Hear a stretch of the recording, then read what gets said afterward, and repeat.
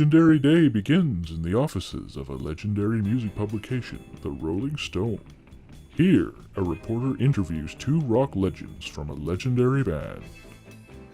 It's so sweet that you insisted that we set up extra chairs for John and George. You don't see that kind of loyalty very often. I asked for a fifth chair and a cup of wine. Where's Elijah supposed to sit? You're both going to be performing for the Queen and all of Parliament tonight. What an honor! What's going through your heads right now? Well, what's it matter to you, you know? When you got a job to do, you got to do it well. So you're not nervous at all? How do you deal with the pre-show jitters? Drink to me. Drink to my health. You know I can't drink anymore. Interesting. Any other closing thoughts? Oh, nobody loves Ringo, but Ringo's gonna outlive all of you guys. Just you wait. Maybe I'm amazed at the way you helped me sing my song. Maybe I'm amazed at the way I really need you. Ooh. A Beatles concert for all of Britain's highest political officers? Just what diabolical machinations are afoot? Welcome to the British Persons Channel. And now we look forth on our stage in front of the crowd of 1,000 screaming fans. The Queen Elizabeth II sits on a large elaborate throne, waving her free hand while she holds a scepter with the other, showing the world that she is still the pinnacle of sophistication. Oh, it's Paul McCartney! It's amazing that he's here in our castle to say hello! Oh, if only our corgis were alive to see him, it'd be such a great day! Ah yes, elegance at its best. Thank you. Thank you for this wonderful opportunity. We're going to continue the show in just a minute, but first, Paul and I want to... Paul? Oh.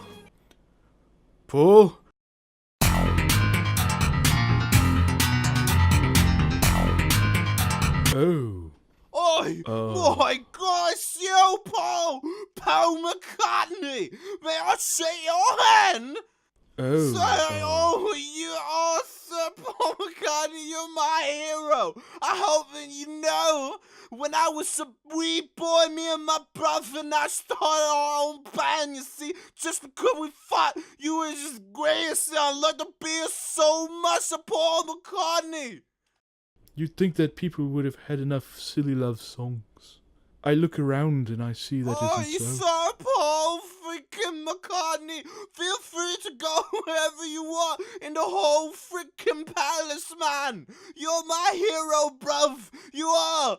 Oh my God, it's Paul McCartney. Wow. No one's going to believe me. I'm going to take a selfie and frame my phone, bruv. What's this? A beloved rock icon turned spy? This sounds like a plotline for the Lizard Men.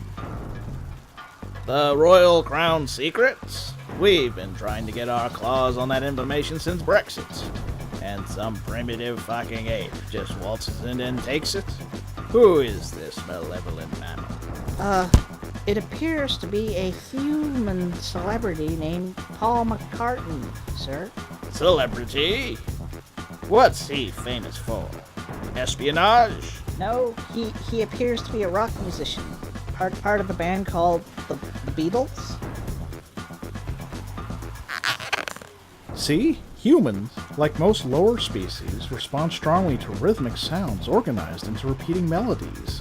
One such arrangement style, called rock and roll, is so powerful their underdeveloped brains short-circuit into an orgy of sex and drugs. Paul McCartney is considered one of the greatest performers of rock music. Why haven't we capitalized on the power of rock music before? This would be the perfect avenue for mind control. Mind control. That's it. Paul McCartney must be a deep-cover human imposter. Gather round, my children, so that I may tell you of a human imposter program. Long ago, our forebears discovered that controlling the human population was much easier if the humans believed their rulers were humans. So, our best scientists gathered DNA samples so that we could clone human skins for our deepest cover agents. Agents are selected while they are still in eggs. After they are hatched, we have a matter of hours before we can identify the ape they are to replace. Then our agent gathers a DNA sample. And finally, the agent will permanently bond to its DNA sample, taking on the ape's appearance for the rest of his or her natural life. However, our methods were leaked, and soon our best human disguise method was implanted by the Greys. Lucifer's demons, and even the Palladians. And so the top agents for every agency have infiltrated dirty ape society in an attempt to control these human subjects, in spite of the fact that everyone totally knows that's our thing. Now we have a serious problem on our hands. Clearly, this Paul McCartney is an undercover agent working for one of our enemies. But which enemy could it be? Ferguson? Yes, boss. Ferguson. Sir? Ferguson? Yes. Ferguson. Yes, I'm here. Ferguson. I'm right next to you. Yeah. Ferguson! I blame you. Oh. You should have done a better job at keeping our enemies at bay. Now leave the room in shame. Shame.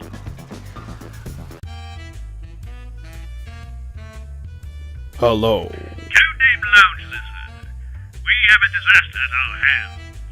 I need you to send your best agent stats to infiltrate the ape art formerly known as rock and roll, and to reclaim the stolen information that is rightfully ours from the agent known as Paul McCartney. Understood, sir. I'm assigning our top agent to the task.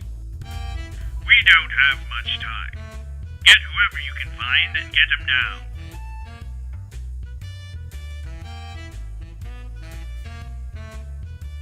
All the lonely people. Where do they all come from? Will our Saurian heroes get the information they need? Will Paul McCartney's true alliances be revealed? Will Codename Lounge Lizard survive his encounter with the undercover agent? Find out right now! McCartney, what are you doing here? I've come to complete my mission, finally. And who are you working for? Hey, come on. I work for you. Codename Lounge Lizard. Wait, what? You know, I am the Eggman. What? The Eggman. What? You know, cuckoo Cachoo, for Christ's sake. I'm so confused. Well, the rain exploded with a mighty crash, and the real Paul McCartney died in 1966, you know. I was ready and waiting to take his place, for Christ's sakes. Well, you know, it was quite easy to assume his identity, you know. I mean, the man died, for Christ's sakes. You know, no one suspected a thing. A crowd of people stood and stared. They'd seen his face before, you know. I kept waiting for my supervisor, Codename Lounge Lizard, you know, you, to give me my first mission, but it never came, for Christ's sakes. For Christ's sakes!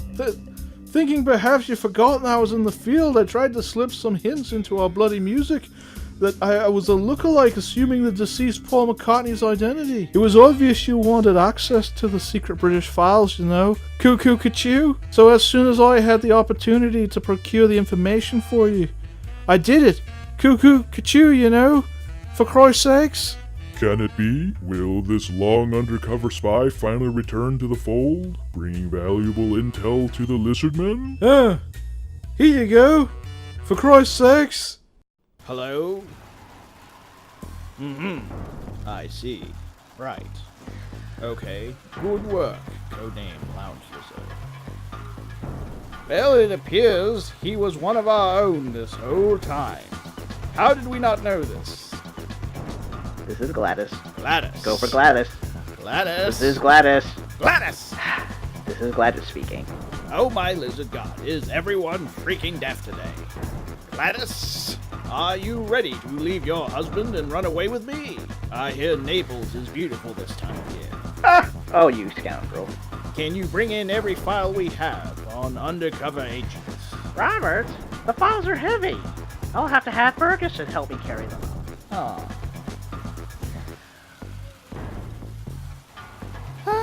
Oh, here we go. Yep, here's the paperwork. Looks like he was filed under... Billy Shears, by mistake.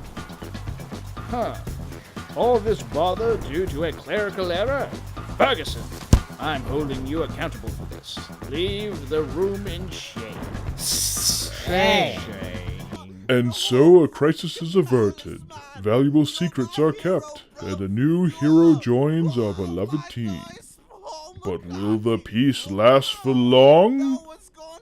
You'll find out in the next episode of The Lizard Men.